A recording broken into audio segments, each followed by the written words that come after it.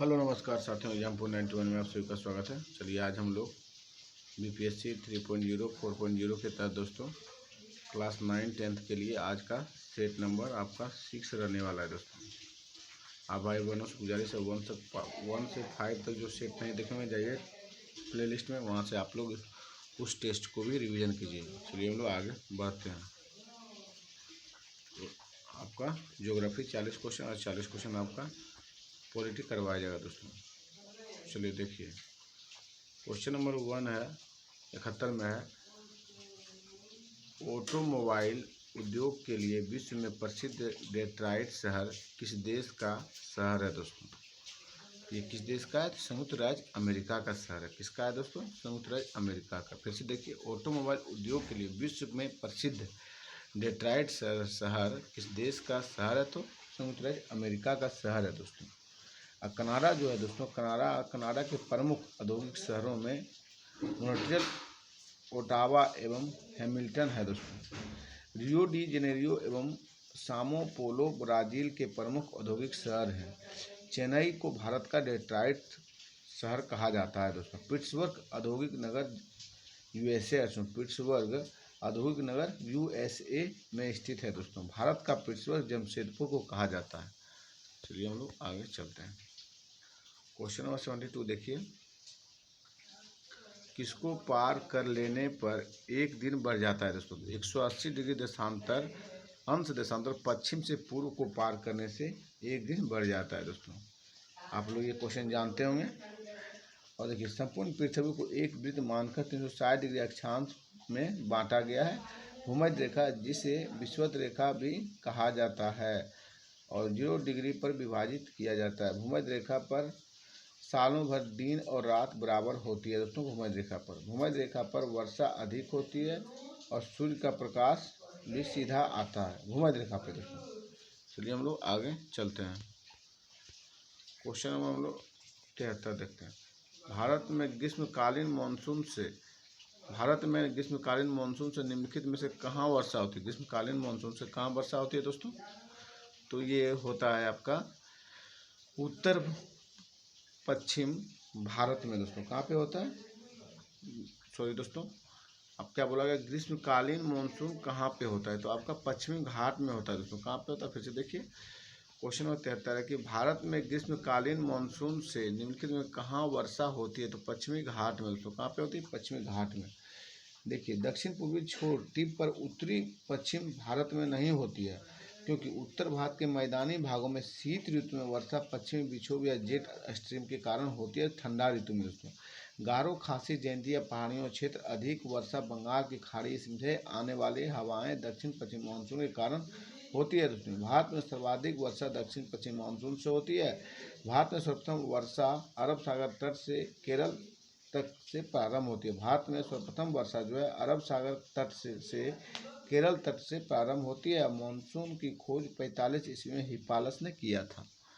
चलिए हम लोग आगे क्वेश्चन नंबर 74 की ओर बढ़ते हैं दोस्तों। 74 में बोला जा रहा है, किस प्रकार चट्टान की खोज का जमाव परतों में मिलता है दोस्तों? तो आपका अपसादित चट्टानों में मिलता है। किसमें दोस्तों? अपसादित चट्टानों में। चलिए थोड़ा इसके बारे में हम लोग जानते हैं। चट्टान 3 प्रकार के होते हैं, एक आग्नेय चट्टान, फिर दूसरा अपसादित चट्टान, फिर तीसरा रूपांतरित चट्टान दोस्तों। रूपांतरित को ही कायांतरित भी बोलते हैं। देखिए, धात्विक खनिजों में सोना, प्लेटिनम, चांदी, तांबा, एल्युमिनियम और लोहा आदि विभिन्न प्रकार के सेलों में पाए जाते हैं। लेकिन कोयला, पेट्रोलियम और प्राकृतिक गैस महत्वपूर्ण खनिज ईंधन है दोस्तों। और अपसादित चट्टानों का उदाहरण आपका बलुआ पत्थर, चूना पत्थर, स्लेट, कांग्लोमेरेट, नमक का चट्टान, सेल खड़ी, सब है अपसादित चट्टानों का उदाहरण। तो परतदार चट्टान का पृथ्वी के ऊपरी भाग पर आवरण सर्वाधिक है दोस्तों। परतदार चट्टान जो है पृथ्वी के ऊपरी भाग पर आवरण सर्वाधिक है दोस्तों। चलिए हम लोग आगे चलते हैं।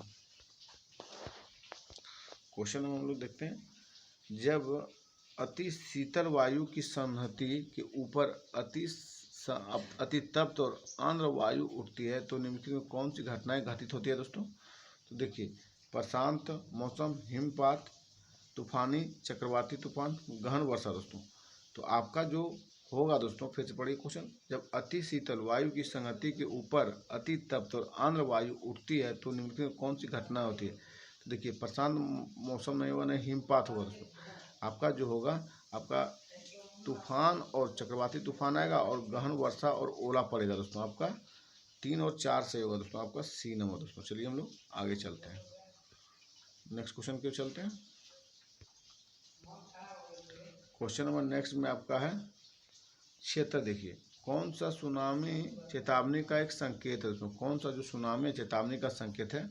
तो समुद्र तट से तुरंत वापस गिरने वाला पानी जो है दोस्तों, ये सुनामी का संकेतक है दोस्तों। क्या है? सुनामी का संकेतक दोस्तों। चलिए हम लोग आगे चलते हैं। 26 दिसंबर 2004 ईस्वी को सुनामी दक्षिण पूर्वी एशिया के लाखों लोगों की मृत्यु हुई और प्रभावित हुई दोस्तों। और 20 से 25 फीट ऊंची तरंगें आती थी दोस्तों, उस भूकंप में आई थी। चलिए हम लोग आगे चलते हैं। क्वेश्चन नंबर आपका 77 बोला जा रहा है पुलिकट झील दोस्तों। पुलिकट झील आपका कहाँ है? तमिलनाडु में। आप लोग जानते होंगे, तमिलनाडु और आंध्र प्रदेश तट पे है। चिल्का झील आपका उड़ीसा में है, ये भी आप लोग जान रहे हैं। वुलर झील आपका जम्मू कश्मीर में दोस्तों। और सांभर झील जो है ये राजस्थान में है। चलिए आप लोग इसको रट जाइएगा, पुलिकट तमिलनाडु, चिल्का उड़ीसा, वुलर कश्मीर, सांभर राजस्थान। चलिए हम लोग आगे चलते हैं। क्वेश्चन नंबर हम लोग 78 देखते हैं। भूपट्टी में सबसे अधिक किस तत्व की उपस्थिति पाई जाती है? भूपट्टी में सबसे अधिक किस तत्व की उपस्थिति पाई जाती है दोस्तों? तो आप लोग जानते हैं भूपट्टी में जो सबसे ज़्यादा पाया जाता है वो आपका ऑक्सीजन है दोस्तों। कौन सा है? ऑक्सीजन दोस्तों। चलिए, और भूपट्टी पर जो पाए जाते हैं उसको भी हम लोग देखते हैं। देखिए तत्व दोस्तों, यहाँ पर तत्व हो गया। हम लोग देखिए, चलिए ऑक्सीजन आपका 46 पॉइंट में पाया जाता है दोस्तों। सिलिकॉन आपका 27.72 में पाया जाता है। और फिर एल्युमिनियम आपका 8.13% पाया जाता है। लोहा दोस्तों 5.0% पाया जाता है। कैल्शियम आपका 3.3663% दोस्तों। और सोडियम 2.83%, पोटेशियम 2.59% और मैग्नीशियम 2.09% पाया जाता है पृथ्वी की परपट्टी पे दोस्तों। चलिए हम लोग आगे चलते हैं। क्वेश्चन नंबर 79 देखिए, कौन निम्नलिखित में प्रति चक्रवात किसे कहते हैं? देखिए, प्रति चक्रवात हम उसे कहेंगे जो एक उच्च वायुदाब का क्षेत्र जिसमें ऊपरी गोलार्ध पवनों की दिशा घड़ी के सुइयों के समकक्ष होती है दोस्तों, उसे हम लोग क्या कहते हैं? प्रति चक्रवात कहते हैं दोस्तों। इसको एक बार फिर से पढ़िए, प्रति चक्रवात किसे कहते हैं? एक उच्च वायुदाब का क्षेत्र जिसमें ऊपरी गोलार्ध में पवनों की दिशा और घड़ी के सुइयों के समकक्ष होते हैं, उसे हम लोग प्रति चक्रवात कहते हैं दोस्तों। चलिए हम लोग आगे चलते हैं। क्वेश्चन नंबर 80 देखिए, 80 में बोला जा रहा है आपका वायुमंडल की उस परत का नाम बताएं जिसमें मौसम की सभी परिघटनाएं होती है दोस्तों। मौसम की सभी जो परिघटनाएं होती है उसे हम लोग क्षोभ मंडल कहते हैं। क्षोभ मंडल को हम अन्य नामों से जानते हैं, तो उसे संवहन मंडल भी कहते हैं। क्षोभ मंडल को ही संवहन मंडल भी कहते हैं दोस्तों। चलिए हम लोग आगे चलते हैं। क्वेश्चन नंबर हम लोग 81 देखते हैं। भारत में कितने राज्यों की सीमा बांग्लादेश से लगती है दोस्तों? तो बांग्लादेश की जो सीमा भारत से लगती है उसमें 5 राज्यों की सीमा लगती है। 5 राज्यों को जो सीमा लगती है कौन कौन है दोस्तों? ये आप लोग जल्दी से कमेंट करके बताइए। आपका पश्चिम बंगाल है फर्स्ट नंबर दोस्तों, दूसरा में असम है, तीसरा में मेघालय है, चौथा में मिजोरम है, पाँचवा त्रिपुरा है दोस्तों। चलिए हम लोग आगे चलते हैं। क्वेश्चन नंबर आपका 82 है। कौन सी सतत विकास शब्द, सतत विकास शब्द की परिभाषा है दोस्तों? तो सतत विकास शब्द की जो परिभाषा है उसको देखते हैं हम लोग। पर्यावरण संरक्षण के साथ आर्थिक विकास की संतुलित करना दोस्तों। आपका ए ही सही होगा दोस्तों। क्या होगा? ए आपका फर्स्ट ऑप्शन ही आपका सही जाएगा। पर्यावरण संरक्षण के साथ आर्थिक विकास को संतुलित करना ही पर्यावरण कहते हैं दोस्तों, सतत विकास कहते हैं हम लोग। चलिए आगे नेक्स्ट क्वेश्चन देखते हैं। क्वेश्चन नंबर आपका 83 में बोला जा रहा है दोस्तों, शहरी और ग्रामीण क्षेत्रों को परिभाषित करने का मापदंड क्या है दोस्तों? तो शहरी और ग्रामीण क्षेत्रों को परिभाषित करने का मापदंड जो है उसे हम लोग क्या कहेंगे? आबादी का आकार, गतिविधि, आय दोस्तों। तो गतिविधि को कहेंगे। किसे कहेंगे? गतिविधि को दोस्तों। चलिए हम लोग गतिविधि मतलब आप लोग नहीं समझिए इसको अच्छे से। शहरी क्षेत्र और ग्रामीण क्षेत्र में गतिविधियां अलग अलग होती है। शहरी क्षेत्र द्वितीय और तृतीय क्षेत्र में व्यक्ति मुख्यतः लगे होते हैं, लेकिन ग्रामीण क्षेत्र में मुख्यतः प्राथमिक क्षेत्र में लोग कार्यरत रहते हैं। जहाँ की आबादी की न्यूनतम 75% व्यक्ति गैर कृषि कार्यों में संलग्न हो उसे शहर कहते हैं। 75% जो आबादी है उसमें गैर कृषि मतलब कृषि में नहीं है, उसे हम लोग शहर कहेंगे। और शहर में कार्यों की विविधता अधिक पाई जाती है और शहर होने के लिए कृषि में अतिरिक्त अधिशेष होना पूर्व शर्त है दोस्तों। इसके बिना शहर का निर्माण नहीं हो सकता। चलिए हम लोग आगे चलते हैं। नेक्स्ट क्वेश्चन की ओर चलते हैं दोस्तों। क्वेश्चन नंबर 84 देखिए, बुंदेलखंड का पठार किन दो राज्यों के भागों को आच्छादित करता है दोस्तों? तो बुंदेलखंड जो है दोस्तों आपका छत्तीसगढ़ और उत्तर प्रदेश और मध्य प्रदेश को प्रभावित करेगा दोस्तों। उत्तर प्रदेश और मध्य प्रदेश को दोस्तों बुंदेलखंड का जो पठार है वो आपका आच्छादित करेगा। देखिए बुंदेलखंड का पठार ग्वालियर के पठार और विंध्याचल श्रेणी के बीच मध्य प्रदेश और उत्तर प्रदेश राज्य में अवस्थित है दोस्तों। बुंदेलखंड का प्राचीन काल में जेजाभुक्ति के नाम से जाने जाते थे। बुंदेलखंड को प्राचीन काल में क्या किस नाम से जानते थे? जेजाभुक्ति के नाम से दोस्तों। इस क्षेत्र में बुंदेली मुख्य भाषा है, बुंदेली दोस्तों। भौगोलिक और सांस्कृतिक विविधताओं के बावजूद बुंदेलखंड में एकता और समरसता है दोस्तों। बुंदेलखंड पर चंदेल वंश ने शासन किया था और ओरछा का किला बुंदेलखंड में प्रसिद्ध है दोस्तों। खजुराहो का मंदिर इस क्षेत्र में प्रसिद्ध है जो चंदेल वंश के शासकों द्वारा बनाया गया था। चलिए हम लोग आगे चलते हैं। क्वेश्चन नंबर हम लोग देखते हैं। नेपाल के साथ भारत कितने राज्यों की सीमा लगती है दोस्तों? इसके साथ भी आपने भारत की सीमा दोस्तों 5 राज्यों की लगती है। कौन कौन राज्य लगता है आपको? देखिए, एक यूपी हो गया, एक बिहार हो गया, बिहार दोस्तों, और एक हो गया आपका सिक्किम दोस्तों, नेपाल से सीमा साझा करती है। उसके बाद एक स्टेट आपका फिर हो गया है पश्चिम बंगाल दोस्तों, फिर एक उत्तराखंड दोस्तों, यूके। देखिए फिर से बताते हैं, यूपी, बिहार, सिक्किम, पश्चिम बंगाल और उत्तराखंड दोस्तों, ये सब राज्य जो है नेपाल से सीमा साझा करती है। चलिए हम लोग नेक्स्ट क्वेश्चन की ओर चलते हैं। क्वेश्चन नंबर आपका 86 है दोस्तों। द्वितीय आर्थिक क्रियाकलाप में शामिल है, तृतीय आर्थिक क्रियाकलाप क्वेश्चन पूछा, तृतीय आर्थिक क्रियाकलाप में शामिल है दोस्तों। तो उपभोक्ता और सेवाओं के प्रावधान है। क्या है दोस्तों? उपभोक्ता और सेवाओं का प्रावधान आपका तृतीय क्रियाकलाप में शामिल है सर। प्रथम में देखिए कौन कौन शामिल है। इसके अंतर्गत कृषि आते हैं, पशुपालन आते हैं और मछली पालन, वन और खनन आदि जो है प्रथम क्षेत्र में, प्राथमिक क्षेत्र में आते हैं दोस्तों। कौन कौन? तो इसके अंतर्गत कृषि आ जाएंगे, प्रथम श्रेणी में पशुपालन आ जाएंगे, मत्स्य पालन, वन और खनन आदि जो है ये प्राथमिक क्षेत्र के अंतर्गत आते हैं। द्वितीय क्षेत्र में दोस्तों विनिर्माण और उद्योग क्षेत्र को रखा जाता है द्वितीय क्षेत्र में दोस्तों। तृतीय क्षेत्र में सेवा क्षेत्र को रखते हैं। और चतुर्थ क्षेत्र के अंतर्गत ज्ञान पर आधारित क्षेत्र आता है। पंचम क्षेत्र के अंतर्गत शीर्ष नीति निर्माता और शीर्ष कंपनियों के नीति निर्माता, उच्च प्रबंधक आदि को शामिल किया। पंचम क्षेत्र को गोल्डन कॉलर्स जॉब भी कहा जाता है। पंचम क्षेत्र को दोस्तों गोल्डन कॉलर्स जॉब भी कहते हैं। चलिए हम लोग आगे चलते हैं। क्वेश्चन नंबर 87 है दोस्तों। उपजाऊ कृषि भूमि वाले क्षेत्रों में प्रायः किस प्रकार की ग्रामीण बस्तियां पाई जाती है दोस्तों? क्या बोला गया? फिर से पढ़िए। उपजाऊ कृषि भूमि वाले क्षेत्रों में प्रायः किस प्रकार की ग्रामीण बस्तियां पाई जाती है? तो दोस्तों सघन घरों के साथ गांव होते हैं दोस्तों। चलिए हम लोग आगे चलते हैं। क्वेश्चन नंबर 88 देखते हैं। भीड़ भाड़ के कारण शहरी बस्तियों में हो सकते हैं सार्वजनिक सेवाओं का कम दाब, जीवन की उन्नत गुणवत्ता, बेहतर अपशिष्ट प्रबंधन दोस्तों। तो आपका इसमें सब सही है दोस्तों, इसलिए आपका इनमें से उपर्युक्त में कोई नहीं होगा दोस्तों। देखिए, क्योंकि भीड़ भाड़ के कारण शहरी बस्तियों में हो सकते हैं। भीड़ भाड़ अर्थात जनसंख्या के संसाधन अपेक्षा अधिक होना, जो किसी भी स्थिति में जनजीवन पर नकारात्मक प्रभाव डालती है।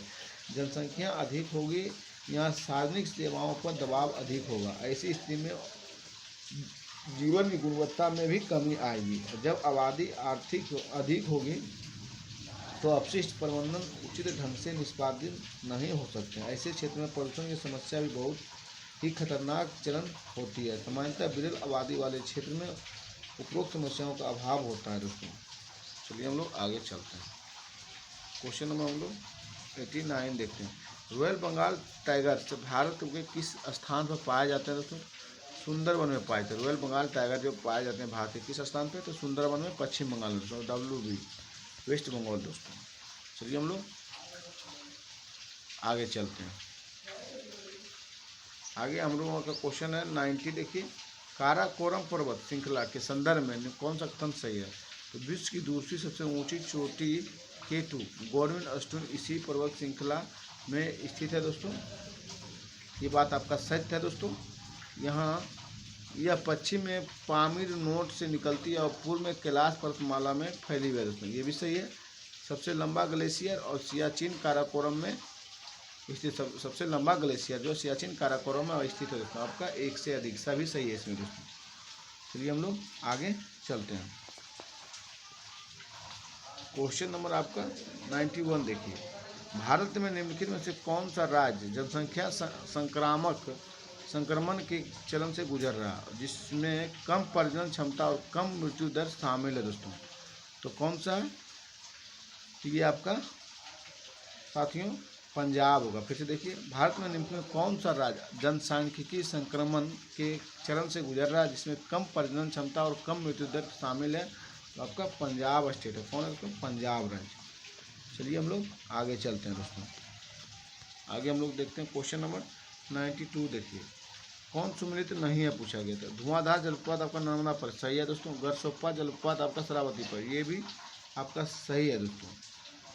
फिर देखिए, तो आपका चुलिया जलप्रपात लूनी नदी पर है। चुलिया जलप्रपात लूनी, ये भी सही है। लेकिन डुडुमा जलप्रपात ये महानदी पे नहीं है दोस्तों। डुडुमा जलप्रपात जो है ये आपका उड़ीसा में मचकुंड नदी पे है। उड़ीसा में कहाँ पे है? मचकुंड नदी पे दोस्तों, ये ध्यान रखिएगा। मचकुंड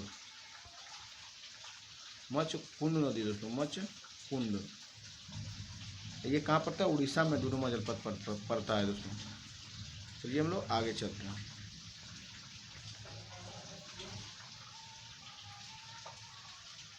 क्वेश्चन नंबर 93 देखिए। शहरी पर्यावरण का निम्नीकरण मुख्य रूप से किसके द्वारा होता है? शहरी पर्यावरण का निम्नीकरण मुख्य रूप से किसके द्वारा होता है? तो दोस्तों ये होता है कार्बन डाइऑक्साइड, फिर आपका वाहन उत्सर्जन, आपका निलंबित कण पदार्थ आपका एक से अधिक हो जाएगा दोस्तों। शहरी पर्यावरण का जो निम्नलिखित मुख्य कारण होते हैं दोनों हो जाएंगे दोस्तों। आपका पर्यावरण का निम्नीकरण मुख्य रूप ये भी हो जाएगा, फिर आपका प्रदूषण हो जाएगा दोस्तों, फिर आपका वाहन उत्सर्जन। चलिए हम लोग आगे चलते हैं। क्वेश्चन नंबर 94 देखते हैं। ध्रुवीय क्षेत्र किस अक्षांश तक रहने योग्य है दोस्तों? ध्रुवीय क्षेत्र किस स्थान तक रहने योग्य है? ये आपका हो जाएगा साथियों 80 डिग्री अक्षांश तक रहने वाले क्षेत्र हैं ध्रुवीय क्षेत्र। कितना तक? 80 डिग्री अक्षांश तक रहने वाले क्षेत्र हैं ध्रुवीय क्षेत्र दोस्तों। उसके बाद ये क्षेत्र में आदमी नहीं रह सकते दोस्तों। विषुवत रेखा ये दोनों गोलार्ध में 23.5 डिग्री अक्षांश तक उत्तरी गोलार्ध में कर्क रेखा और दक्षिणी गोलार्ध में मकर रेखा कहलाती है। उपरोक्त क्षेत्र उष्णकटिबंधीय उष्णकटिबंध का क्षेत्र है। यह कटिबंध जैव विविधता के लिए विख्यात है। 23.5 डिग्री से 66 डिग्री तक दोनों गोलार्धों में शीतोष्ण कटिबंधीय का क्षेत्र आते हैं दोस्तों। चलिए हम लोग 95 देखते हैं। विश्व में भूमि के कितने भाग पर खेती की जाती है? 10% भाग पर विश्व में भूमि पर खेती की जाती है दोस्तों। कितने भाग पर विश्व में? तो 10% भूभाग पर खेती की जाती है दोस्तों। भारत में कुल क्षेत्र का लगभग 51% भाग पर खेती किया जाता है दोस्तों। भारत कुल क्षेत्रफल का लगभग 4% चारागाह फैला है। कितना? 4% दोस्तों चारागाह मतलब गाय चरता है दोस्तों। और भारत में कुल कृषि योग्य भूमि का अधिकांश भाग खाद्यान्न फसलों की खेती किया जाता है। चीन के पास 10.3 करोड़ हेक्टेयर और रूस के पास 12.11 करोड़ हेक्टेयर और यूएसए के पास 17.44 करोड़ हेक्टेयर कृषि योग्य भूमि उपलब्ध है। चीन देश कुल भूमि के केवल लगभग 10% भूभाग पर ही खेती करता है इसमें चीन। चलिए हम लोग आगे चलते हैं। क्वेश्चन नंबर आपका 96 है दोस्तों। 96 बोला जा रहा है कि काकरापारा परमाणु ऊर्जा संयंत्र जिसकी तीसरी इकाई का वाणिज्यिक संचालन दिसंबर 2022 में शुरू हुआ, भारत के निम्नलिखित राज्यों में से किसमें स्थित है दोस्तों? ये आपका कहाँ पे है? तो दोस्तों ये आपका गुजरात राज्य में है। कहाँ पे? गुजरात में दोस्तों। चलिए हम लोग आगे चलते हैं दोस्तों। तो कुछ और एक्स्ट्रा फैक्ट भी जान लीजिए।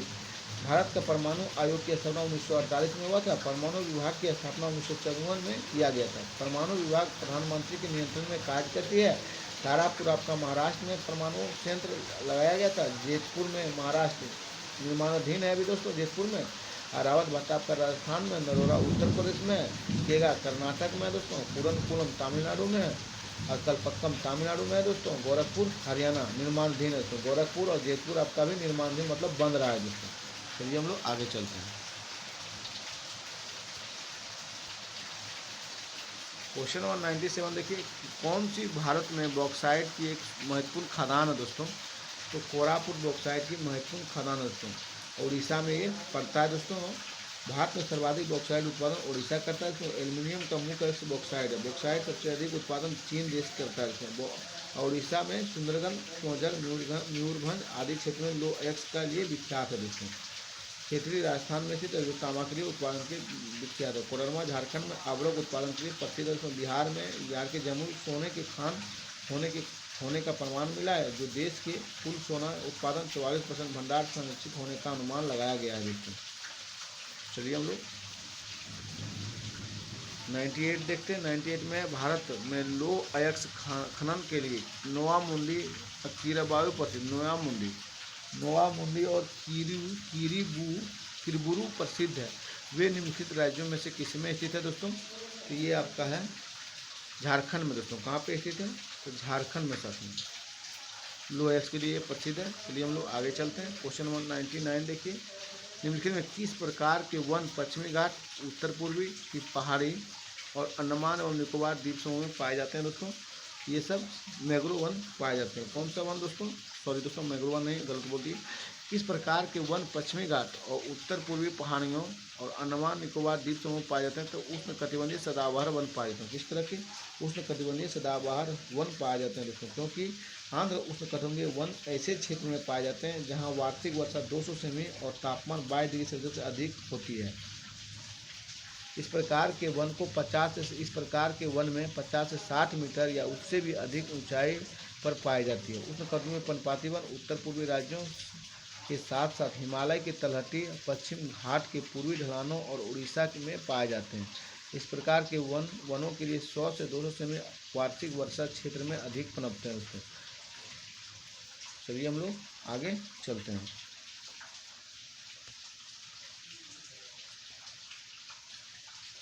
क्वेश्चन नंबर 100 देखिए, दक्षिण अमेरिका महादेश का पेरू देश अन्य किस देशों से सीमा बनाता है दोस्तों? तो आपका सभी हो जाएगा देखो, चिली और बोलिविया, ब्राज़ील और कोलंबिया, इक्वाडोर दोस्तों। एक से अधिक हो जाएगा ये दोस्तों। चलिए हम लोग आगे चलते हैं। पेरू की राजधानी पूछ लिया जाए तो लीमा हो दोस्तों, मुद्रा सोल है। और चिली देश की राजधानी सेंटियागो है दोस्तों। चलते हम लोग आगे चलते हैं। कौन सा 101 देखिए, कौन सी फसल सूखा और अन्य चरम मौसम की स्थिति के प्रति अत्यधिक सहिष्णु है दोस्तों? ये आपका कौन है दोस्तों? तो बाजरा है। फिर से देखिए, कौन सी फसल सूखा और अन्य चरम मौसम की स्थिति के प्रति अत्यधिक सहिष्णु है? तो बाजरा दोस्तों। इसमें पानी की उतना ज़रूरत नहीं होता है। तो 75 से कम वर्षा वार्षिक होगा तो भी ये फसल उपज जाएगा दोस्तों। यूएन राजभाषा महासभा में 2023 में अंतर्राष्ट्रीय बाजरा वर्ष घोषित किया गया था दोस्तों। मोटे अनाज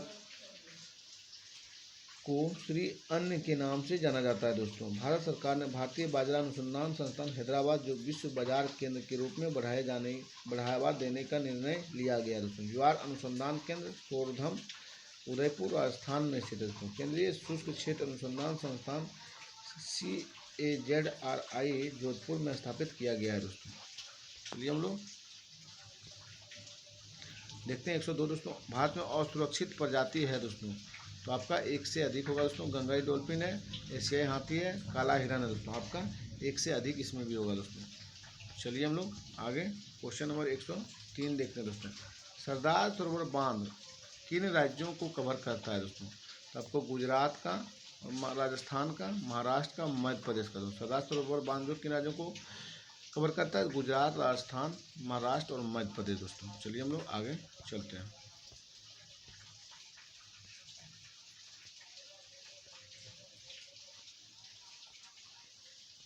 आगे आपका दोस्तों 104 देखिए, 104 में बोला गया है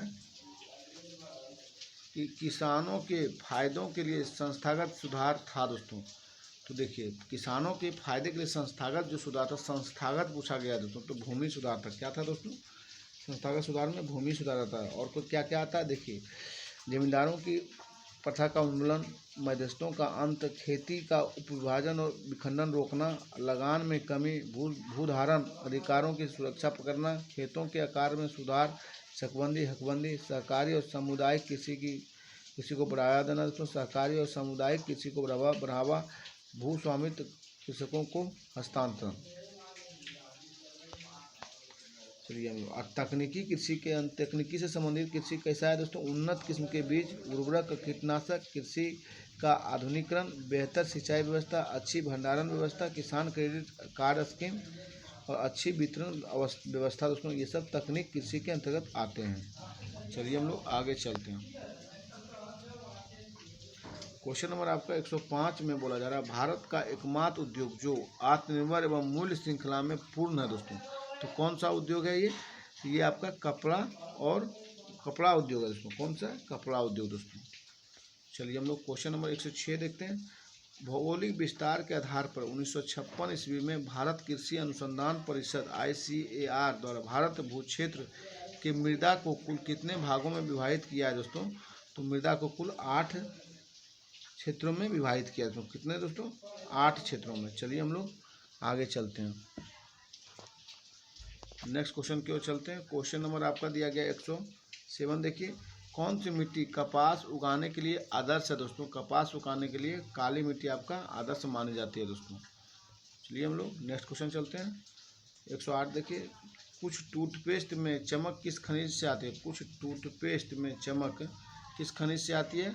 तो अबरख से। दोस्तों किससे आती है? अबरख से। दोस्तों चलिए हम लोग देखते हैं एक क्वेश्चन नंबर 109 दोस्तों। डैश भारत एक प्रमुख शक्ति प्रदान करने वाला निगम है। दोस्तों भारत में एक प्रमुख शक्ति प्रदान करने वाला निगम है और इसके पास पर्यावरण संबंधी प्रणाली 14001 के लिए ISO प्रमाण है। दोस्तों तो ये आपका NTPC के पास है। दोस्तों किसके पास है? NTPC के पास। दोस्तों ये क्वेश्चन पूछा भी गया था। दोस्तों चलिए हम लोग आगे चलते हैं। NTPC का फुल फॉर्म दोस्तों नेशनल थर्मल पावर कॉरपोरेशन है। NTPC की स्थापना 1975 में किया गया था, ये भी आप ध्यान में रखिएगा। और NHPC की भी स्थापना 1955 में किया गया था। दोस्तों NHPC का फुल फॉर्म हो गया दोस्तों national hydro electronic power corporation. Hello का पूरा नाम दोस्तों आप लोग कमेंट में बताइएगा। चलिए हम लोग आगे चलते हैं। एल्युमिनियम किस कच्चे माल से निकाला जाता है? दोस्तों आप लोग जानते होंगे बॉक्साइट से एल्युमिनियम को निकाला जाता है। किससे दोस्तों? बॉक्साइट से। चलिए हम लोग आगे बढ़ते हैं। दोस्तों अब हम लोग 40 क्वेश्चन पॉलिटी का देखेंगे। दोस्तों निम्नलिखित में कौन लोकतंत्र के विस्तार में सहायक नहीं माना जाता है? दोस्तों तो जनता का संघर्ष, उपनिवेशों की स्वतंत्रता, विदेशों का शासक का आक्रमण। दोस्तों देखिए, लोकतंत्र में सहायक आपका जनता का माना जाएगा और उपनिवेशों की स्वतंत्रता माना जाएगा, लेकिन विदेशी शासक का आक्रमण ये आपका नहीं माना जाएगा। दोस्तों आपका C गलत है। दोस्तों चलिए हम लोग आगे बढ़ते हैं नेक्स्ट क्वेश्चन की ओर पूछ करते हैं। दोस्तों चलिए क्वेश्चन नंबर आपका 112 में है साथियों। 112 में बोला जा रहा है कि सूची 1 और सूची 2 को मिलाना संविधान के अनुच्छेद विषय। और 124 में आपका दिया गया है संघीय न्यायपालिका। दोस्तों ठीक है। और अनुच्छेद 5 में दिया गया नागरिकता। अनुच्छेद 352 में दोस्तों आकस्मिक प्रावधान किया गया। क्या गया? आकस्मिक प्रावधान। दोस्तों और 245 में आपका दिया गया वित्तीय शक्तियों का वितरण, विधायी शक्तियों का वितरण। दोस्तों आपका 245 में किया गया है विधायी शक्तियों का वितरण। दोस्तों आप लोग याद रखिएगा इस पूरा अनुच्छेद को। दोस्तों चलिए हम लोग आगे बढ़ते हैं। नेक्स्ट क्वेश्चन की ओर देखते हैं हम लोग। देखिए क्वेश्चन नंबर 113 देखिए, कौन सही बयान कौन सा है दोस्तों। बड़े लोकतंत्र देशों में ही सामाजिक विभेद उत्पन्न होते हैं। बड़े लोकतांत्रिक देशों में सामाजिक विभेद उत्पन्न होते हैं। सामाजिक विभेद का राजनीतिक पर कोई प्रभाव नहीं पड़ता है। लोकतांत्रिक व्यवस्था में एक व्यक्ति की कई पहचान होती है दोस्तों। पूछा कौन सही बयान है, देखिए आपका सी सही है दोस्तों, क्योंकि लोकतांत्रिक व्यवस्था में एक व्यक्ति का कई पहचान होता है दोस्तों। प्योर एनसीईआरटी से क्वेश्चन बनाया गया है दोस्तों। चलिए हम लोग 114 देखते हैं। विश्व की प्रथम महिला प्रधानमंत्री कौन थी दोस्तों। श्रीमती सीमाओ भंडारकर थी दोस्तों। ये श्रीलंका की प्रधानमंत्री थी। कहाँ की दोस्तों, श्रीलंका की। चलिए हम लोग आगे चलते हैं।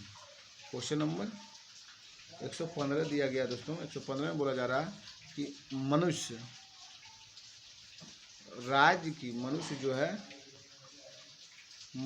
राज्य की आज्ञा का पालन इसलिए करता है क्योंकि वह जानता है कि अवज्ञा से होने वाले अहित की तुलना में आज्ञापन अधिक उपयोगी है। यह कथन किस चिंतक का है दोस्तों। तो यह कथन आपका सेवाइन का तो नहीं है दोस्तों, ये आपका बेंथम बोले थे। कौन बोलते थे, बेंथम दोस्तों। फिर से इसको पढ़ा जाए कि मनुष्य राज्य की आज्ञा का पालन इसलिए करता है क्योंकि वह जानता है कि अवज्ञा से होने वाले अहित की तुलना में आज्ञापन अधिक उपयोगी है। यह कथन बेंथम साहब का है दोस्तों। चलिए हम लोग आगे चलते हैं। संरचनात्मक हिंसा के रूप में है तो संरचनात्मक हिंसा किसे बोलेंगे। परंपरागत जाति व्यवस्था, पितृसत्ता के आधार पर निर्मित समाज, औपनिवेशिक शासन। तो हम लोग इसमें एक से अधिक लगाएंगे दोस्तों। संरचनात्मक हिंसा का रूप हो गया परंपरागत जाति व्यवस्था, पितृसत्ता के आधार पर निर्मित समाज, औपनिवेशिक शासन दोस्तों आपका एक से अधिक दोस्तों। चलिए हम लोग आगे चलते हैं। क्वेश्चन नंबर 117 देखिए, राष्ट्र संघ की स्थापना किस उद्देश्य से हुई थी। राष्ट्र संघ की स्थापना दोस्तों तो विभिन्न राष्ट्रों की प्रतिद्वंदता बढ़ाने के लिए। देखिए गलत हो गया आपका, ये द्वितीय विश्व युद्ध की तैयारी के लिए, ये भी गलत हो गया। तो भविष्य में विश्व युद्ध को रोकने के लिए राष्ट्र संघ की स्थापना किया गया दोस्तों। चलिए हम लोग आगे चलते हैं। क्वेश्चन नंबर 118 देखिए, कौन भारत के उपराष्ट्रपति का निर्वाचन करता है दोस्तों। आपका लोकसभा और राज्यसभा दोस्तों आपका 1 और 2 सही है दोस्तों। चलिए तो हम लोग नेक्स्ट क्वेश्चन की ओर बढ़ेंगे। क्वेश्चन नंबर आपका 119 था दोस्तों। 54 में क्या बोला जाता है। 54 देखिए, 54 में आपका भारत का राष्ट्रपति का निर्वाचन है। 54 में दोस्तों भारत के राष्ट्रपति का निर्वाचन। 75 में आपका प्रधानमंत्री और मंत्रिपरिषद की नियुक्ति है दोस्तों, ये ध्यान रखिए। 155 में आपका राज्यपाल की नियुक्ति 155 है। 164 में राज्य के मुख्यमंत्री और मंत्रिपरिषद की नियुक्ति है दोस्तों। 164 में क्या, राज्य के मुख्यमंत्री और मंत्रिपरिषद की नियुक्ति है दोस्तों। चलिए हम लोग नेक्स्ट क्वेश्चन की ओर बढ़ते हैं दोस्तों। एक बार फिर से इसको याद करा देते हैं आप लोगों को। देखिए याद कर लीजिए। 54 भारत के राष्ट्रपति का निर्वाचन। अनुच्छेद 75 में देखिए प्रधानमंत्री और मंत्रिपरिषद का कार्य है। और 155 में अनुच्छेद राज्यपाल की नियुक्ति है। और 164 में राज्य के मुख्यमंत्री और मंत्रिपरिषद की नियुक्ति है दोस्तों। चलिए हम लोग नेक्स्ट क्वेश्चन की ओर चलते हैं।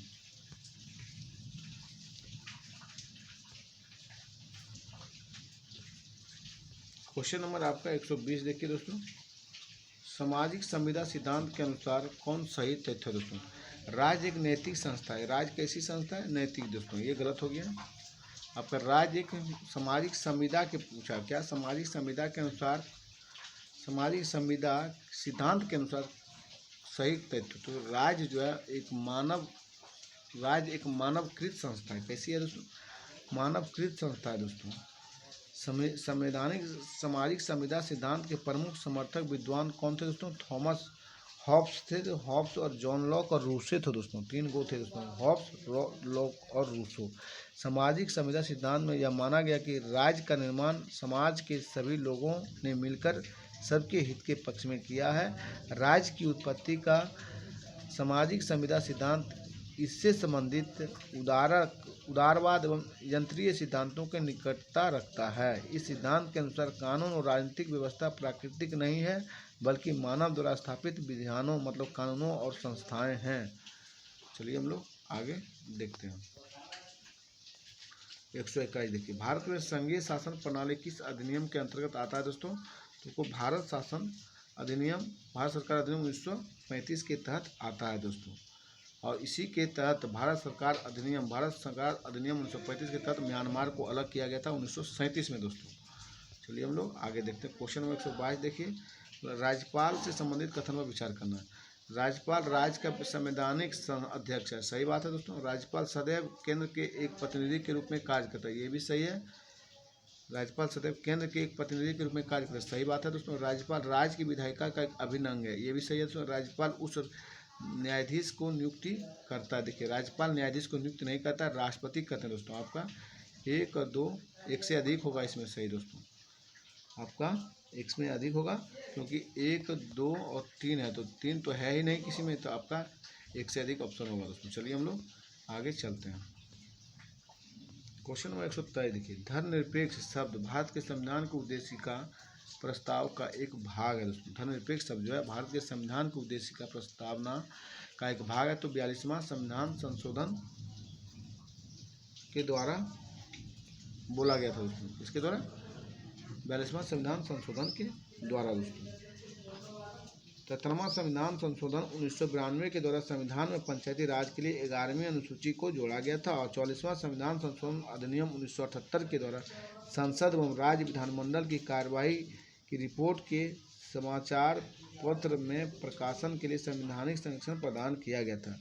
पंचायती राज को संवैधानिक दर्जा देने की सिफारिश सर्वप्रथम सिंघवी समिति ने किया दोस्तों। कौन किया था पंचायती राज को संवैधानिक दर्जा देने की सिफारिश?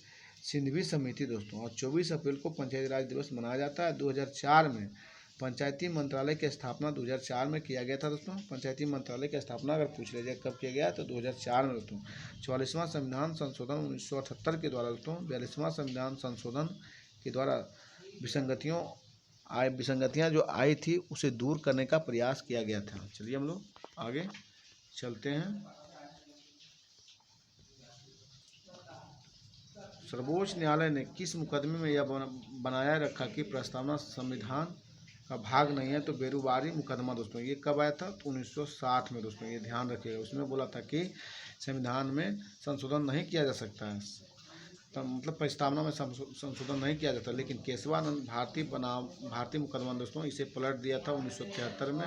बोले प्रस्तावना में मूल ढांचा में संशोधन सिर्फ नहीं होगा, उसके बाद आप संशोधन कर सकते हैं। चलिए हम लोग आगे नेक्स्ट क्वेश्चन की ओर दोस्तों।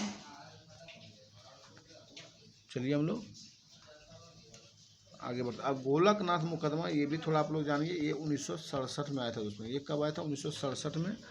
और ये किस अधिकार क्षेत्र से आया था दोस्तों? तो पंजाब राज्य विवाद में सर्वोच्च न्यायालय ने यह निर्णय दिया कि संसद नागरिकों के मूल अधिकारों में परिवर्तन का अधिकार नहीं रखता है।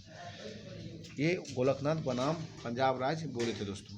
चलिए हम लोग आगे बढ़ते हैं अब दोस्तों। क्वेश्चन नंबर 125 देखिए, यदि लोकसभा के अध्यक्ष अपने कार्यकाल के समाप्त होने से पहले अपना पद त्याग करना चाहे तो वे अपना त्यागपत्र किसे प्रस्तुत करेंगे?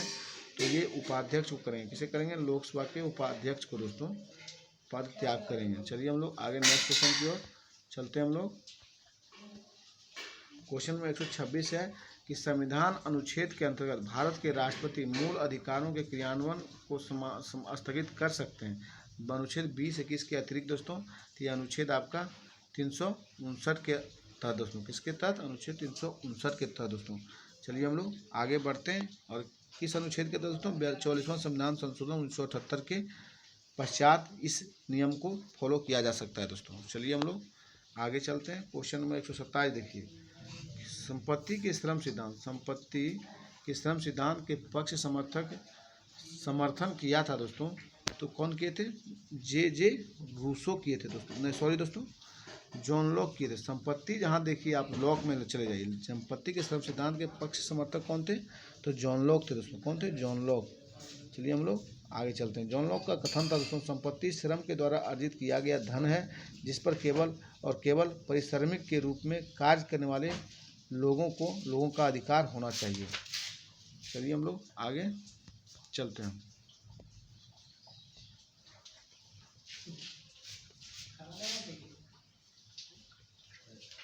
क्वेश्चन नंबर 128 में है कि कौन सा कथन सही नहीं है? कौन सा कथन सही नहीं है पूछा गया दोस्तों। तो जो सही नहीं है उसको हम लोग मारते हैं। देखिए, तो आपका जब उपराष्ट्रपति भारत के राष्ट्रपति के रूप में कार्य करते हैं, जब उपराष्ट्रपति भारत के उपराष्ट्रपति के रूप में कार्य करते हैं तब उपराष्ट्रीय कार्य उस व्यक्ति द्वारा किया जाता है जिसका नामन वह प्रधानमंत्री के परामर्श से लिया जाता है दोस्तों। तो आपका ये लाइन आपका गलत है दोस्तों, सही नहीं पूछा है, तो आपका बी सही नहीं है। जो सही उसको पढ़ते हैं। उपराष्ट्रपति राज्यसभा का प्रधान अध्यक्ष होता है, ये सही है। और जब उपराष्ट्रपति भारत के राष्ट्रपति के रूप में काम करते हैं तब वह राज्यसभा के अध्यक्ष के रूप में काम करना बंद कर देते हैं। तो ये स्टेटमेंट भी सही है, लेकिन बी आपका गलत है दोस्तों। चलिए हम लोग आगे चलते हैं। क्वेश्चन नंबर 129 देखिए, कौन राष्ट्रपति के निर्वाचन मंडल के सदस्य नहीं होते हैं दोस्तों। निर्वाचन मंडल के सदस्य जो नहीं होते हैं राष्ट्रपति में दोस्तों, वे विधानसभा के निर्वाचित सदस्य जो होते हैं वो आपका, रुक जाइए दोस्तों, आप लोग देखिए, कौन राष्ट्रपति के निर्वाचक मंडल के सदस्य नहीं होते हैं, तो विधान परिषदों के सदस्य नहीं होते। विधान परिषदों के सदस्य नहीं होते हैं। कौन नहीं होते हैं? विधान परिषदों के सदस्य नहीं होते हैं। राज्यसभा के निर्वाचित सदस्य होते हैं और विधानसभा के निर्वाचित सदस्य होते हैं दोस्तों। चलिए हम लोग आगे चलते हैं। 130 देखिए, 130 में बोला जा रहा है संविधान सभा का प्रथम अधिवेशन कहाँ हुआ था। तो ये आपका नई दिल्ली में हुआ था दोस्तों, 9 दिसंबर 1946 को। कब हुआ था? 9 दिसंबर 1946 को दोस्तों। और अस्थायी अध्यक्ष के रूप में सच्चिदानंद सिन्हा को बनाया गया था। और 131 देखिए, पंचायती राज की त्रिसोपान प्रणाली प्राथमिक भाग क्या है दोस्तों। तो इसका प्राथमिक भाग आपका ग्राम पंचायत होगा। क्या होगा दोस्तों? ग्राम पंचायत दोस्तों। चलिए हम लोग चलते हैं आगे। क्वेश्चन नंबर 132 देखते हैं, अगर भारत के राष्ट्रपति के चुनाव में कोई विवाद हो तो उस विवाद को कहाँ सौंपा जा सकता है। तो दोस्तों आप लोग ये सब जानते हैं, भारत के सर्वोच्च न्यायालय में सौंपा जाएगा दोस्तों। अगर राष्ट्रपति के चुनाव में विवाद हो जाएगा तो किसे कहाँ सौंपेंगे? भारत के सर्वोच्च न्यायालय में दोस्तों। चलिए हम लोग 133 देखते हैं, फोर एसेस ऑन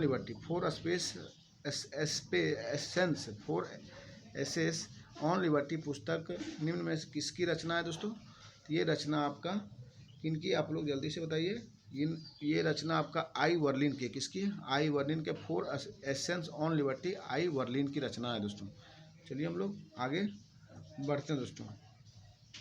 134 देखिए, राजनीतिक विज्ञान की सबसे बड़ी सेवा यह होगी कि संप्रभुता की अवधारणा को समाप्त कर दिया जाए। यह कथन किस विद्वान का है दोस्तों? यह कथन आपका लॉस्की का है दोस्तों। किनका है? लॉस्की दोस्तों। फिर से पढ़ते हैं हम लोग, राजनीतिक विज्ञान की सबसे बड़ी सेवा यह होगी कि संप्रभुता की अवधारणा को समाप्त कर दिया जाए। यह कथन किस विद्वान का? लॉस्की का है दोस्तों।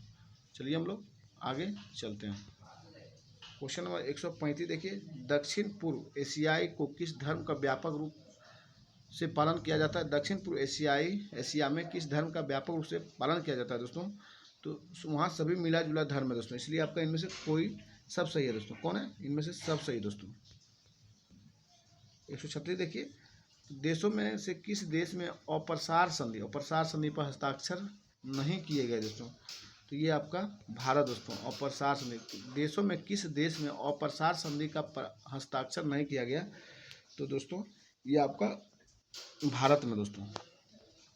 चलिए हम लोग आगे चलते हैं। क्वेश्चन नंबर आप देखिए 137, इष्टतम ट्रैफिक क्या होता है। इष्टतम ट्रैफिक दोस्तों, आपका इष्टतम ट्रैफिक दोस्तों स्वदेश के प्रस्ताव वक्र में लागू करने वाले ट्रैफिक की लोचदार सीमाओं में होना चाहिए। इस संभावना को ध्यान में रखता है कि भागीदार देश अपने स्वयं को सुरक्षात्मक उपायों के साथ जवाबदेही कार्रवाई करे दोस्तों। तो आपका एक से अधिक दोस्तों, इसमें भी आपका एक से अधिक हो जाएगा दोस्तों।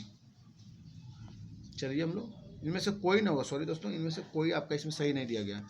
चलिए हम लोग आगे देखते हैं। 138 देखिए, आपसी व्यापार को बढ़ावा देने और बनाए रखने और देशों के बीच आर्थिक सहयोग विकसित करने के लिए निर्देशित एक स्वायत्त वाणिज्यिक नीति का उपक्रम को कहा जाता है दोस्तों। क्या कहा जाएगा? तो इस उपक्रम को मूल प्रमाण पत्र कहते हैं। क्या कहते हैं? मूल का प्रमाण पत्र दोस्तों। फिर से देखिए, आपसी व्यापार को बढ़ावा देने और बनाए रखने और देशों के बीच आर्थिक सहयोग विकसित करने के लिए निर्देशित एक स्वायत्त वाणिज्यिक नीति उपक्रम को कहा जाता है मूल का प्रमाण पत्र दोस्तों। चलिए हम लोग आगे बढ़ते हैं। 139 देखेंगे दोस्तों, किसने यह विचार व्यक्त किया कि यदि न्याय व्यवस्था ना हो तो राज्य लुटेरों की टोली बन जाएगी। तो दोस्तों ये बोले थे कौन बोले थे दोस्तों? ये अरस्तु की स्टेटमेंट है। किनकी दोस्तों? सॉरी दोस्तों, अरस्तु के नहीं बोले थे, ये बोले थे सेंट ऑगस्टस दोस्तों, सेंट ऑगस्टाइन बोले थे। कौन बोले? सेंट ऑगस्टाइन बोले थे कि अगर न्याय व्यवस्था ना हो तो राज लुटेरों की टोली बन जाएगी। सेंट ऑगस्टाइन बोले, सेंट ऑगस्टाइन दोस्तों, इसको रट जाना है दोस्तों, क्योंकि बहुत बार ये गलती होता है। क्वेश्चन नंबर 140 देखिए, किसने कहा कि प्रत्येक राज्य अपने अधिकारों से जाना जाता? किसने कहा है कि प्रत्येक राज्य अपने अधिकारों से जाना जाता है जो वह बनाए रखता है? ये बोले थे कौन दोस्तों? आप लोग जल्दी से बताइए। ये बोले थे लॉस्की दोस्तों। कौन बोले थे? लॉस्की। प्रत्येक राज्य अपने अधिकारों से जाना जाता है जो बनाए रखता है, लॉस्की बोले थे दोस्तों। चलिए हम लोग नेक्स्ट क्वेश्चन की ओर चलते हैं। क्वेश्चन आपका 141 है दोस्तों। 141 में बोला जा रहा है, किसने कहा जो कोई भी हिंद महासागर को नियंत्रित करता है वह एशिया पर हावी होता है? 21वीं सदी में दुनिया की नियति का फैसला पानी सागर पर होगा। ये बोले थे दोस्तों, ये स्टेटमेंट अल्फ्रेड महान का था दोस्तों। किनका था? अल्फ्रेड महान का था कि किसने कहा जो कोई भी हिंद महासागर को नियंत्रित करता है वह एशिया पर हावी होगा और 21वीं सदी में दुनिया की नियति का फैसला पानी सागर पर ही होगा दोस्तों। अल्फ्रेड महान का यह स्टेटमेंट है दोस्तों। चलिए क्वेश्चन नंबर 142 देखिए, ब्रिटिश साम्राज्य के तहत हिंद महासागर को कौन सा नाम नहीं दिया गया था दोस्तों? तो इसमें से ग्रेट ब्रिटेन जो नाम है ये आपका उनके द्वारा नहीं दिया गया दोस्तों। इनमें से कोई भी नाम उनके द्वारा नहीं दिया गया दोस्तों। आपका इनमें से सभी गलत है दोस्तों। चलिए हम लोग आगे देखते हैं। 143 देखिए, किसने विचारधारा शब्द का प्रयोग सबसे पहले किया था? विचारधारा शब्द का जो प्रयोग किए थे तो सबसे पहले कौन किए थे? तो डेस्टूट डी ट्रेसी दोस्तों। कौन किए थे? डेस्टूट डी ट्रेसी किए थे विचारधारा शब्द का प्रयोग। कौन किए थे? डेस्टूट डी ट्रेसी। चलिए हम लोग आगे चलते हैं। क्वेश्चन नंबर 144 देखते हैं, किसने राज्य की उत्पत्ति की सामाजिक संविदा सिद्धांत की आलोचना घटिया इतिहास, घटिया दर्शन और घटिया विधि कहकर किया है दोस्तों? तो ये किए थे दोस्तों सर हेनरी मैन ने दोस्तों। कौन किए थे? सर हेनरी मैन ने बोले थे कि किसने राज्य की उत्पत्ति की सामाजिक संविदा सिद्धांत की आलोचना घटिया इतिहास, घटिया दर्शन और घटिया विधि कहकर किया था? तो सर हेनरी मैन ने दोस्तों। चलिए हम लोग आगे 145 देखते हैं। भारत के विदेश नीति मुख्य रूप से किस सिद्धांत द्वारा निर्देशित होती है दोस्तों? भारत की जो विदेश नीति है मुख्य रूप से किस सिद्धांत पर निर्देशित होती है? तो साथियों आपका जो होगा वो आपका, जल्दी बताइए क्या होगा दोस्तों? वो आपका हो जाएगा सामरिक स्वसहायता। क्या होगा दोस्तों? सामरिक स्वसहायता हो जाएगा दोस्तों। चलिए हम लोग आगे चलते हैं, नेक्स्ट क्वेश्चन की ओर चलते हैं।